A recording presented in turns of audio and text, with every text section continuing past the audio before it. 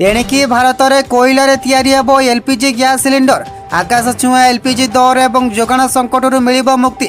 भारत एवं आपणाइबाकू जाउछि एक नूतन ज्ञान कौशल। एणिकी रोसई गैस रे मिलिबो डीएमई बा डाइमिथाइल इथर। एक नूतन रिपोर्ट अनुसार एलपीजी रे 20% डीएमई मिश्रण कले भारत में वार्षिक 6.3 नियुत टन आमदानी कमाई पारिबो।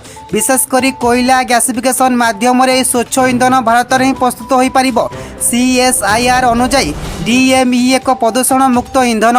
Bureau of India standard BIS यही मिश्रण को अनुमति दे सारी। वर्तमान चीन विश्वर 90% DME उत्पादन करुवा बेले भारत यही दौड़ सामिल होगा जाउछि। सरकार को यही स्पष्ट ब्लेंडिंग पॉलिसी आसिले आमदानी निर्भरशीलता कमिबा सह गैस दर में सुधार आसीपारे। सरकार यही पदक्षेप उपरे आपण मानकर मत कौन कमेंट निश्चिंत जनातु। एमिति नुआ टेक्नोलोजी और गुरुत्वपूर्ण अपडेट पाई आम चैनल को एवं सब्सक्राइब करंतु।